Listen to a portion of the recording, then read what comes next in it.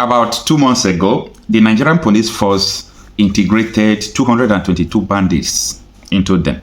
That is, they recruited bandits into Nigerian police force, and this took place in Kano State. Now, I am not against amnesty. I'm not against it.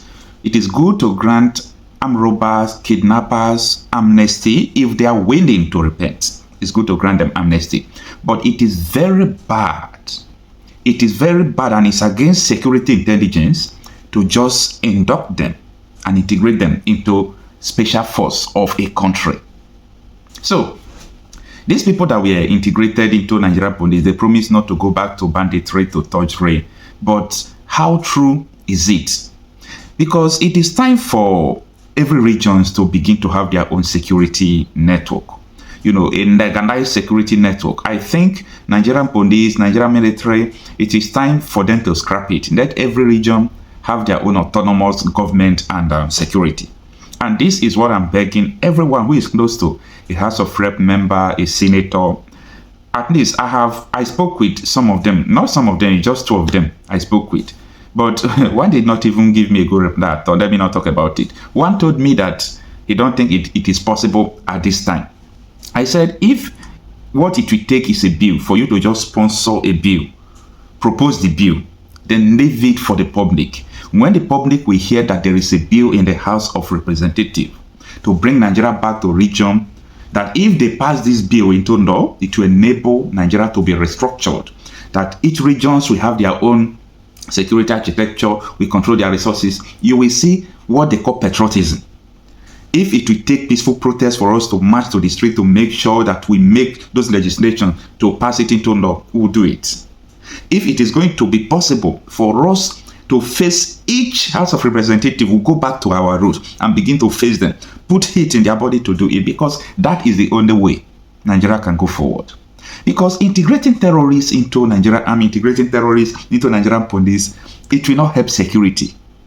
Now, most of the time, insecurity that happen in the northern part of the country and also in the middle belt, they complain bitterly always that when they put a distress call on police or military, they don't respond.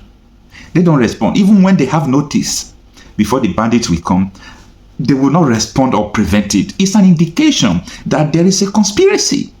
And the conspiracy is either from the government or from those people they integrated into the police and the military. How many times are we going to say things about this? How many times? So, I am against integrating terrorists, bandits, thuggery into army or police directly. Because these people, you know, insecurity, all this banditry is an ideology. It's an idea in them. They don't just come out and you put them inside military or police. They have to undergo psychological, transformation. What led them into the banditry? What led them into killing people? What led them into kidnapping? So they will not just even cross-check all those things and train people. See, I pity for Nigeria because we don't just know what we are doing. See, when I see all these security chiefs, I say, what are these people thinking? That a terrorist will just come out, you grant amnesty, and you put the person into military and police? It is uncalled for. Whereas people have been going for training for years. People went to school just to become police or military. Then you just recruit a thug into. First of all, you ask the person, why is it that these people were doing thuggery? Why were they doing it? So you have to begin a mental transformation to remove all those things from their mind before you even talk about integrating them into anything at all, talk less of police or military. This is the reason why we have this security problem. Government, I think they are complicit to all this situation, because you can't tell me that any reasonable human being will just integrate terrorists into the society. It is uncalled for. The 222 thugs, popularly known as Endaba, in Kano State, are here to embrace the amnesty initiative introduced by the Nigerian police force in the state. About 3 months ago, the Kano State Police Command invited some identified individuals believed to be behind the escalation of thuggery and other heinous crimes in the state for dialogue.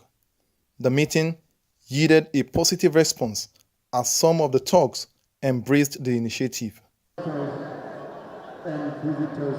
Among the 222 repentant thugs, 50 of them drawn from Dala, Fege, Ungugu, Kano Municipal, and Gwale local government area of the state, having completed a 2-month intake training as members of the Nigerian Police Special Constabulary, were decorated. They pledged to promote peace in the state and promised not to go back into thuggery. I am among the 50 people who were trained and absorbed into the Nigerian police force, and I am prepared to play my part to ensure that Kano is peaceful. We will go around the state and continue to preach peace to the people so as to keep the state safe. While welcoming the repentant thugs into the society, the Commissioner of Police, CP Mohammed Gumel, debunked reports making round that the police is recruiting thugs as its personnel. He says the amnesty initiative is only aimed at sustaining peace in the state. As of today, the police command has received a total of 222 influential youth and are committed to crime prevention duties with the police to fish out violent criminals among them, notorious thugs popularly known as Endaba, who over the years engaged in supremacy conflict, Padandaba as we call it. The governor of the state, Abba Yusuf, who gave a rousing welcome to the repentant thugs, urged them to be good ambassadors of the state. From the day they surrendered, they have been subjected to series of reformatory process. They have undergone lectures from psychologists and other experts in human behaviorism.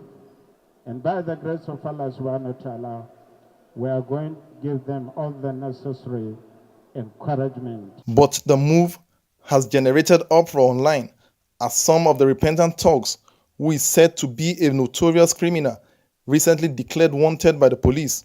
Nasiru Abdullahi, popularly known as Chile Midoki, is among the new recruits. Some critics kicked against his inclusion and denounced the entire amnesty program.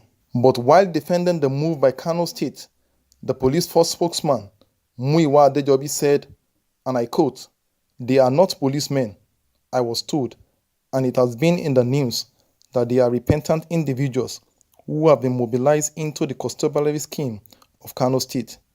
The constabulary scheme is not police, but a community-based initiative. With the integration of these 222 repentant thugs into the society, residents of Kano hoped that the amnesty program will address the incessant crimes in the state." Ayo Adinaye,